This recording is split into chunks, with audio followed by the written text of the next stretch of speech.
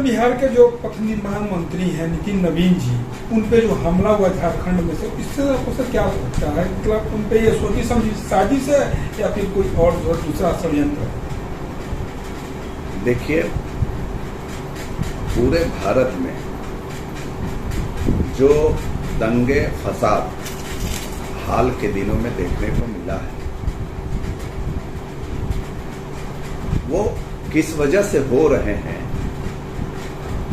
ये हम और आप और सब लोग जानते हैं। जो भारतीय जनता पार्टी की राष्ट्रीय प्रवक्ता नुपुर शर्मा जी ने जो बयान दिया था, उनके बयान के बाद पूरे देश में कई राज्यों में जुम्मे के नमाज के बाद जो हमारे मुस्लिम समुदाय के लोग हैं वो सड़कों पर निकलकर प्रशासन के साथ, आम लोगों के साथ, दुकानदारों के साथ सड़कों पर जो गाड़ियां थी वो दंगे फसाद करके तोड़ फोड़ किया गया। निजी जो संपत्ति थी उसको क्षति पहुंचाई गई।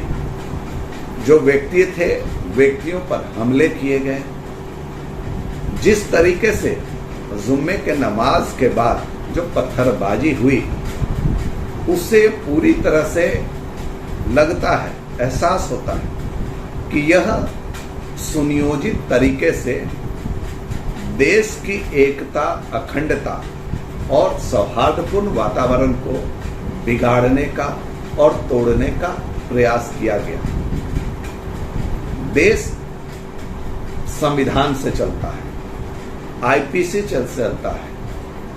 हर अपराध के लिए, हर कार्य के लिए अगर कोई ऐसा आपत्तिजनक बयान या कार्य किसी व्यक्ति के द्वारा किया जाता है या दिया जाता है तो उसके देखने के लिए प्रशासन है, लॉ एंड ऑर्डर है, नियम कानून है, संविधान है। लेकिन कुछ लोग इस देश में दबाव की राजनीति करते हैं।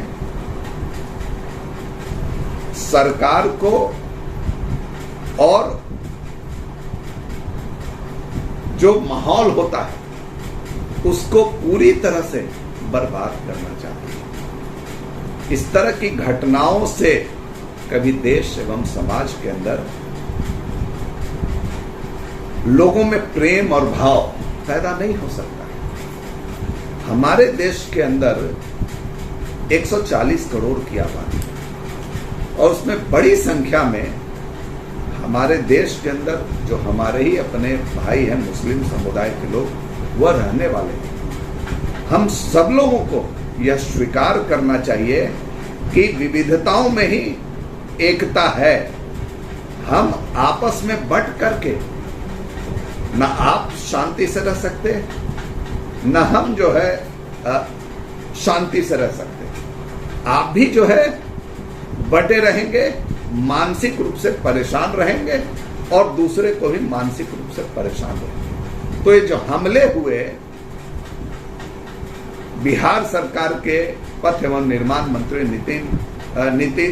नितिन नवीन के ऊपर, ये हमला मैं ये नहीं कहूंगा कि कोई सुनियोजित तरीके से उनके ऊपर हमला किया गया, लेकिन जो हमले हुए वो सुनियोजित थे और उसमें एक आम आदमी की भांति वह भी उसमें आ गए, उसमें उनकी जान बच गई।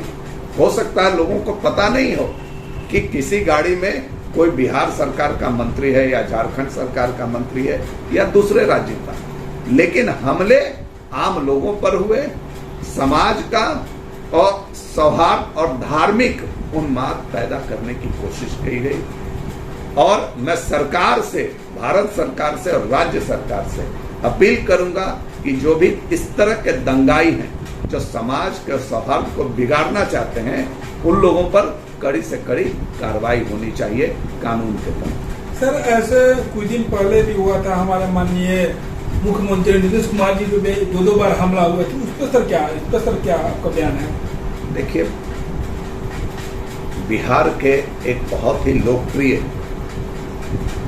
और सुशासन की सरकार देने वाले हमारे जो मंत्री हैं, बिहार के मुख्यमंत्री हैं आदरणीय नीतीश कुमार जी। इसमें कहीं कोई दो राय नहीं है, उनकी लोकप्रियता कितनी बड़ी है बिहार के अंदर और देश के अंदर।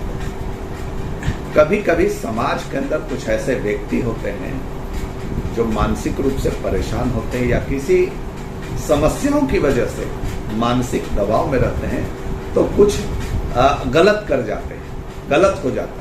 तो जहाँ तक एक बार होता है गलत सर, बार बार गलत भी उनके साथ 2 या 3 बार हो चुका है। जो भी घटनाएं हैं, मैंने कहा कि बिहार की आबादी करीब 12.5 करोड़ की है।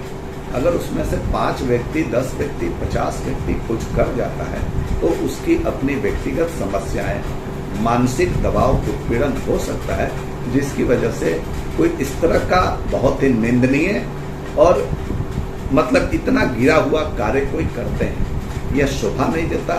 इस तरह की घटना हमारे बिहार के लोकप्रिय मुख्यमंत्री की ही सिर्फ छवि खराब नहीं करती, बल्कि हमारे बिहार की भी छवि इससे खराब होती है। सर, मुझे लगता है कि अभी तो बिहार में पटना इस राजधानी में बीच सड़क पे ही अभी जेएनएम की छात्रा को बुरी तरह से मारा गया। उसके बारे में आप क्या कहना चाहेंगे सर? उन लोगों का एडमिशन पीएमसीएच में लिया गया था, उसके बाद उन लोगों को दूसरा जगह ट्रांसफर किया जा रहा है, दूसरा जगह एडमिशन के लिए भेजा जा रहा है, तो ये तो सारी धोखा सरकार की है सर। देखिए, जो नीतियां बिहार सरकार के स्वास्थ्य विभाग बनाई होगी या कोई संस्थान बनाए होंगे, हो सकता है कभी कभी उसमें कुछ खामियां आ जाती है, गलतियां हो जाती है। उन गलतियों को और उन खामियों को सुधार करने की जिम्मेदारी उस प्रशासनिक जो संस्थान के व्यक्ति होते हैं, उनके जो नेतृत्व करने वाले लोग होते हैं, उनके ऊपर होती है। अगर कोई गलती होगी तो निश्चित तौर पर बिहार सरकार उसकी जांच कराएगी और जो दोषी व्यक्ति हैं उसको दंडित करेगी। सर, अभी भी वो भूख हड़ताल पे ही है, रोड पे ही है बीच पे, लेकिन अभी तक कोई कार्रवाई नहीं किया गया। निश्चित तौर पे मामला जो है विभाग के और सरकार के संज्ञान में है, जल्दी उस पर कुछ न कुछ कार्रवाई सरकार करेगी। ठीक है, धन्यवाद।